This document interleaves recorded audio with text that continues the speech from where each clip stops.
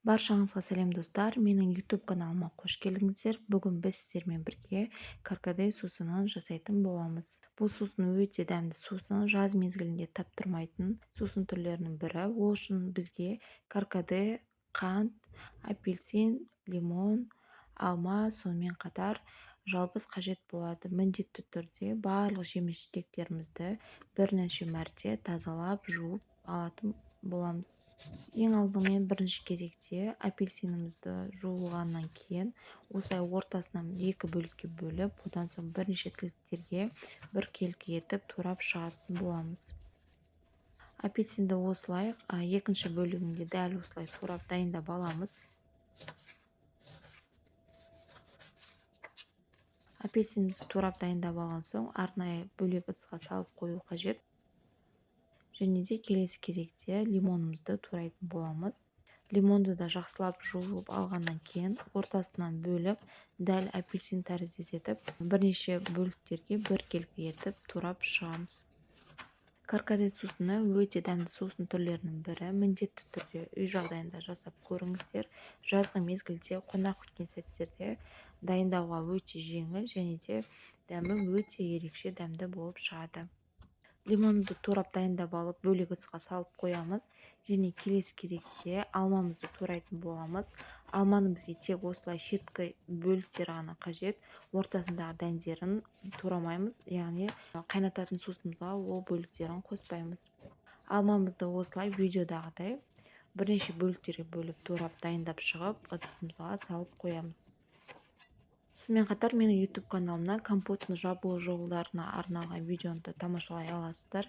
Міндетті түрде қарап көріп, ұнап жатса лайк, комментарий жазуды ұмытпаңыздар.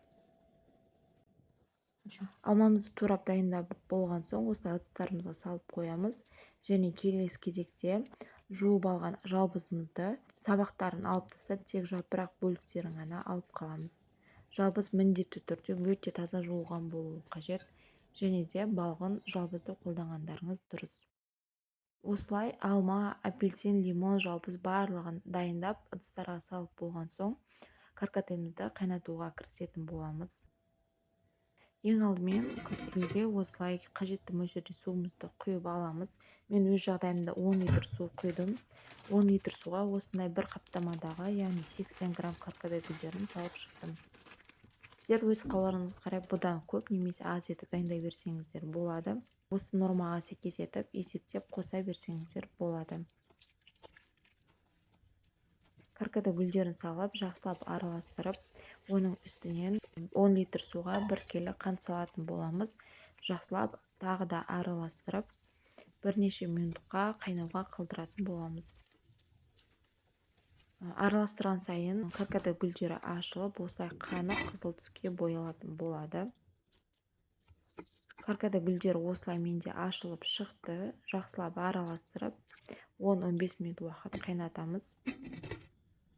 Жақсылап қайнаған сәтінде турап дайындап болған жемістерімізді үстінен салатын боламыз. Ең алдымен апельсин, алма, лимон, жалбыз барлығын рет-ретмен салып, араластырып отырып қосып шығатын боламыз. Егер сіздер жемістерді қосқыларыңыз келмесе, тек каркаде гүлдерін қантпен ғана қайнатып жазсаңыздар да болады. Ал егер қандай да бір ерекше дәмді болғанын қаласаңыздар, осылай апельсин, лимон, алма, жалбыз сияқты жеміс түрлерін қоссаңыздар болады. Барлығын салып, жақсылап араластырып, 15-20 минут уақытқа қайнауға қалдыратын боламыз. Жалбыз өте ерекше иіс беретін болады, және лимон сусынымызға ерекше қышқыл дәм беріп тұрады. Осылай жақсылап қайнатып аламыз. Ұзақ қайнатудың қажеті жоқ. Ұзақ қайнатқан жағдайда жемістеріміз езіліп кетуі мүмкін. Сондықтан 15-20 минут уақыттай ғана қайнатамыз. Осылай менің каркадем жақсылап қайнап дайын болды. 15 минуттай уақыт қана ұстадым. Сіздерде өздеріңіз дайындаған сәтте осынша уақыт қайнатуларыңызға болады. Келесі кезекте осылай сүзгіштен каркадемізді жеке ыдысқа құйып аламыз. Сонда тез суитын болады. Және де жемістері түсіп кетпес үшін осылай сүзгіш арқылы құйып ыдысқа бөліп аламыз. Сүзгіден өткізіп мен осылай жеке ыдысқа құйып алдым. Көріп тұрғаныңыз өте қанық қызғылт түсте сусынымыз дайын болды. Ол суығаннан кейін осылай графинімізге құямыз. Салқындатып ішкіңіз келсе, үстіне мұз салып қолдансаңыздар да болады. Каркаде сусыны өте дәмді болып шықты. Міндетті түрде сіздер де үй жағдайында жасап көріңіздер. Егер бұл видео сіздерге ұнаса, комментарий жазып, лайк басып, менің YouTube каналыма тіркелуді ұмытпаңыздар. Назарларыңызға рахмет.